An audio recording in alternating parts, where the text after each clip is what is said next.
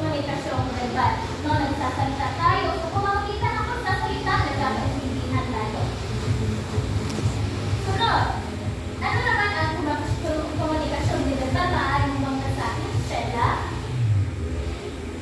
Maraming salamat, Sheila. Ang komunikasyong verbal naman ay ang proseso ng pagpapahayag ng mensahe gamit ang mga hindi salita. Ito ay nagaganap sa pamamagitan ng kilos, ekspresyon ng mukha, dalaw ng katawan, at iba pang mga sinyas. Halimbawa dito, si Sheila at si Christine ay nagchismisan. So, sa pamamagitan ng ekspresyon lamang ng mukha, ay di natin alam kung bakit nagtatawanan sila. Kung may galit naman, humihirap yung mata, pero hindi sa pamamagitan ng salita. At yan ang komunikasyong verbal. Ngayon, mayroon ako dito tatlong mga salita na kailangan ninyo bigyan ng tamang expression sa mukha. Gamit ang halin natin na tawanan ng halin natin. Nakakakita ka naman? Ew! Nakakadiri. Ay, pinasok ko talaga ako. Ganon. Ang galing.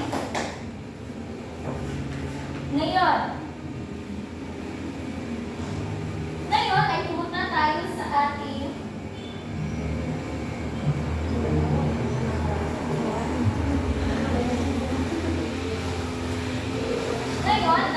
dahil hindi nalaman ninyo ang ating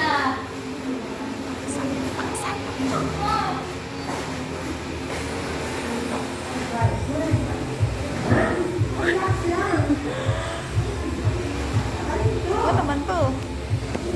Intindihan na ba tayo sa leksyon na ating nilalaki ngayong hapon? Magaling. Ngayon ay magkakaroon tayo ng pangkatang gawain. Papakatin ko lamang kayo sa tatlong pangkat. Sige. Pero bago tayo magsimula, babasahin muna natin ang ating pamantayan. Sige, basahin nyo ng sabay-sabay.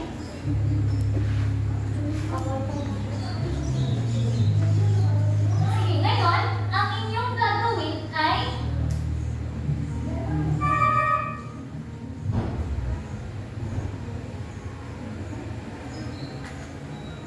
bibigyan ko lamang kayo ng 3 minuto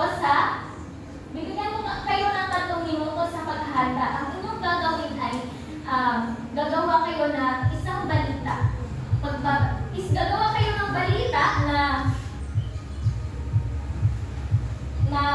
gagamitan niyo ng komunikasyong verbal at verbal. Halimbawa, di ba sa pagbabalita na makikita natin sa television ay mayroong nagsasalita, tapos mayroong nag-same language doon sa ibaba. Oo, gano'n.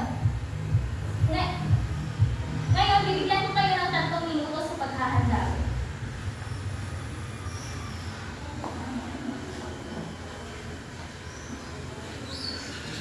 Dahil ubos namin yung oras, ay magsisimula na tayo. Di unang pangkat.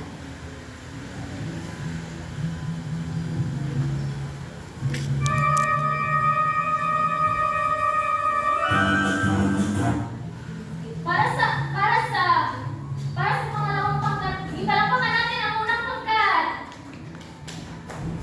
Ngayon, dumako naman tayo sa pangalawang pangkat.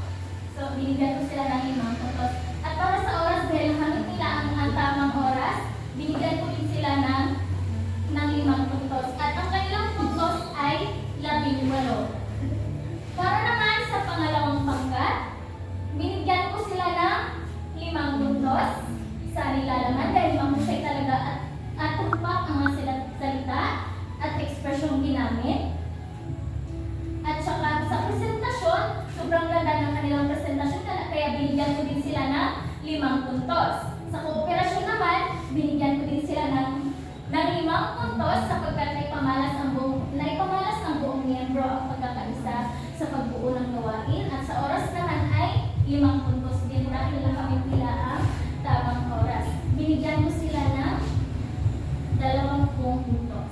Para naman sa pangatlong pagkat, binigyan ko sila ng tatlong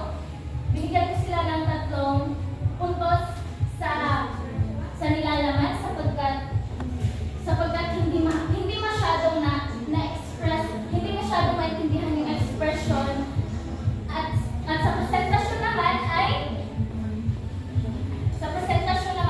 binigyan ko sila ng 5 puntos, ay 3 puntos din.